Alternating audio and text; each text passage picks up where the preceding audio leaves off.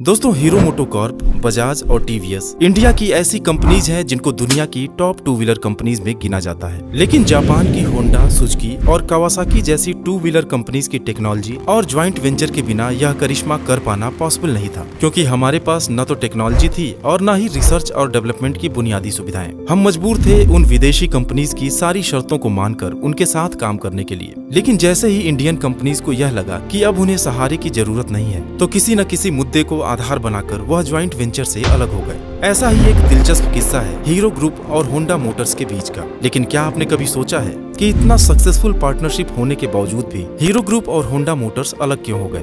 एक साइकिल बनाने वाली कंपनी के पास आखिर इतनी हिम्मत कहां से आ गई कि दुनिया की नंबर 1 बाइक प्रोड्यूसर से अपने रिश्ते खत्म कर लिए और अलग होकर हीरो ग्रुप के सामने आखिर क्या दिक्कतें आई? उनसे निपटने के क्या उपाय किए गए? किसको फायदा हुआ और किसको नुकसान हुआ? आज की हमारी वीडियो में हम इन्हीं सब बातों को गहराई से जानने वाले हैं।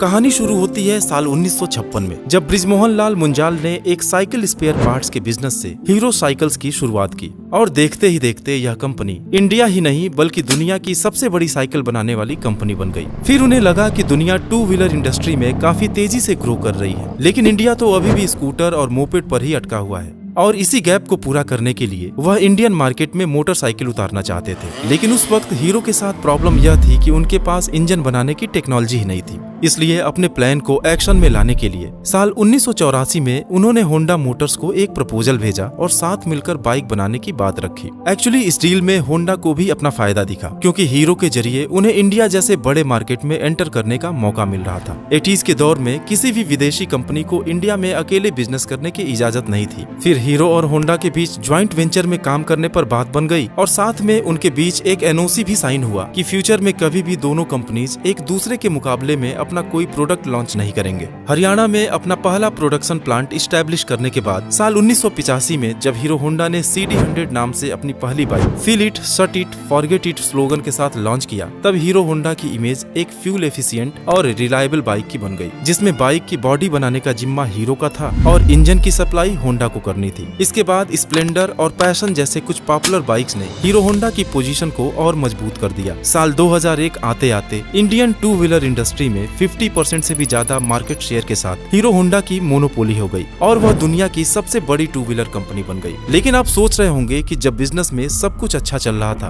तो 2010 में मुंजाल साहब होंडा से अलग क्यों हो गए? असल में ऊपर से तो चीजें अच्छी नजर आ रही थी, लेकिन अंदर ही अंदर मैनेजमेंट के बीच कुछ बातों को लेकर लंबे समय से प्रॉब्लम्स चल रही थी, जिसमें दो मुद्दे ऐसे थे जो बाद में उनके अलग होने के मेन रीजंस बन गए। सबसे पहला रीजन तो यह था कि साल 2000 के बाद बजाज ऑटो, टीवीएस, यामाहा और सुजुकी जैसे कई नए प्लेयर्स इंडियन मार्केट में आ गए, जिससे हीरो होंडा के मार्केट शेयर पर प्रेशर आने लगा। तब होंडा मोटर्स ने इन नए प्लेयर्स के साथ सीधे कंपटीशन करने के लिए साल 1999 में Honda motorcycle and scooter India नाम की एक अलग कंपनी शुरू कर दी और एक्टिवा नाम से एक स्कूटर भी लॉन्च कर दिया, जो कि हीरो के साथ हुए उनके एग्रीमेंट के बिल्कुल खिलाफ था। और दूसरा रीजन यह था कि साइकिल प्रोडक्शन में दुनिया की सबसे बड़ी कंपनी होने के बावजूद भी हीरो को अपने बाइक्स नेपाल, बांग्लादेश और श्रीलंका जैसे कुछ पड़ोसियों के अलावा इंटरनेशनल मार्केट में एक्सपोर्ट करने की परमिशन नहीं थी, जबकि होंडा अपने बाइक्स अमेरिका और रसिया जैसे डेवलप्ड कंट्रीज में बेचकर अच्छा प्रॉफिट कमा रहा था। मुंजाल साहब यह बात समझ गए थे कि इंटरनेशनल मार्केट में जो पोजीशन वह चाहते हैं उसके लिए उन्हें अपना खुद का इंजन डेवलप करना ही पड़ेगा, और इसलिए हीरो अपने प्रॉफिट का ज्यादातर हिस्सा इंजन डेवलप करने पर खर्च करने लगा, जिसके चलते दोनों के बीच का दरार और भी ज्यादा बढ़ गया। और इसका रिजल्ट यह हुआ कि हीरो और होंडा के रास्ते अलग हो गए। जिस होंडा मोटर्स के साथ मिलकर हीरो ग्रुप ने दुनिया की सबसे बड़ी बाइक कंपनी होने का खिताब जीता था, आज वही होंडा ग्रुप उनका सबसे बड़ा कंपटीटर बनकर खड़ा था।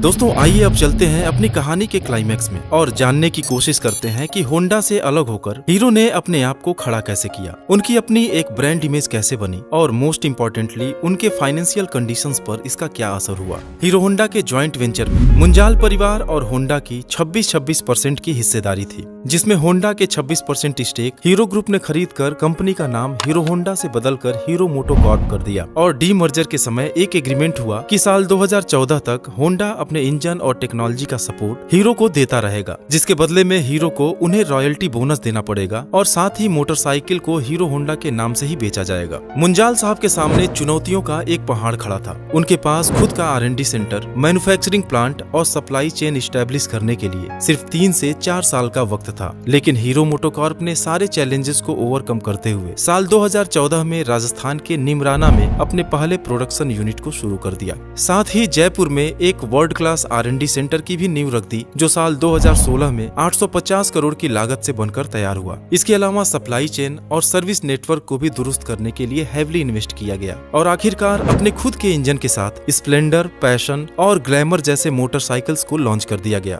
लेकिन क्या इतना ही सब कुछ हीरो के सक्सेस के लिए काफी था? शायद नहीं, क्योंकि हीरो को लोग एक साइकिल बनाने वाली कंपनी के लिए जानते थे। मोटरसाइकिल तो होंडा के नाम पर बिकती थी। अब हीरो को जरूरत थी अपने ब्रांड इमेज को मजबूत करने की। उन्हें होंडा से अलग अपनी पहचान एक स्टैंड अलोन कंपनी के रूप में बनाने की चुनौती थी। इसलिए एक नया लोगो और एक नई टैगलाइन हम में है हीरो से कंपनी का रीब्रांडिंग शुरू किया गया, जिसमें यूथ को टारगेट करते हुए हीरो मोटोकॉर्प को एक कस्टमर सेंट्रिक ब्रांड के रूप में पेश किया गया। हीरो मोटोकॉर्प का नया लोगो और ब्रांड आइडेंटिटी ब्रिटिश की एक फेमस फर्म वोल्फ-ओलिंस ने डेवलप किया। हीरो ग्रुप ने यहाँ पर भी बाजी मार ली और लोगों का भरोसा जीतने में कामयाब हो गए। अब इतना सब कुछ जानने के बाद आप हीरो मोटोकॉर्प के फाइनेंशियल परफॉर्मेंस और सेल्स फिगर को भी जरूर जानना चाहेंगे कि आखिर होंडा से अलग होकर फायदा हुआ या नुकसान। दोस्तों, होंडा मोटर्स एक मल्टीनेशनल कंपनी है जो इंडिया के अलावा पूरी दुनिया में अपने 2 व्हीलर्स और 4 व्हीलर्स के साथ मौजूद है। जबकि हीरो मोटोकॉर्प ने होंडा से अलग होने के बाद अपना ग्लोबल एक्सपेंशन शुरू किया था और आज 40 देशों तक अपनी पहुंच बना पाया है। होंडा से अलग होने के बाद हीरो मोटोकॉर्प का नेट वर्थ लगभग $7 बिलियन था, जो ऑटो सेक्टर की लंबी मंदी और कोविड के बावजूद भी आज लगभग $7.5 बिलियन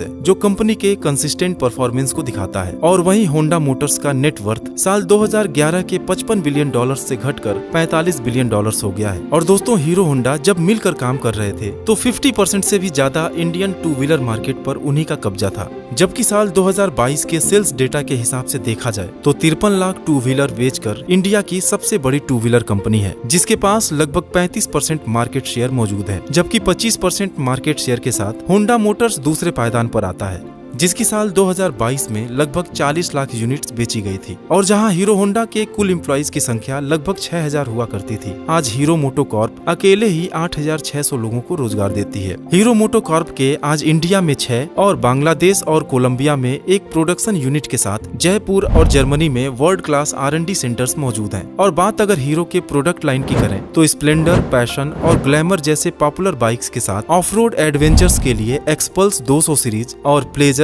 मेस्ट्रो और डेस्टिनी जैसे स्कूटर्स भी पोर्टफोलियो में मौजूद हैं। और दोस्तों, साल 2019 में हीरो ने 7.8 मिलियन बाइक्स बेचकर दुनिया में सबसे ज्यादा बाइक्स बेचने का रिकॉर्ड बनाया था। इसके साथ ही यह 100 मिलियन 2 व्हीलर बनाने वाली दुनिया की इकलौती कंपनी है। लेकिन आप जानकर हैरान होंगे कि इनके टोटल सेल्स का 70% से भी ज्यादा हिस्सा स्प्लेंडर का होता है। एक इंटरेस्टिंग फैक्ट और भी है, भले ही मोटरसाइकिल सेल्स में हीरो मोटोकॉर्प सबसे ऊपर हो, लेकिन स्कूटर के सेल्स में सिर्फ 10% मार्केट शेयर के साथ 3rd पोजीशन पर आता है। और होंडा मोटर्स की एक्टिवा इस सेगमेंट की मार्केट लीडर है। समय की मांग को देखते हुए हीरो ने एक मोबाइल ऐप भी लॉन्च किया है और साथ ही डिजिटल मार्केटिंग में भी अच्छा खासा निवेश कर रही है। तो दोस्तों, उम्मीद है कि इस वीडियो से भी आपको कुछ नई जानकारी मिली होगी।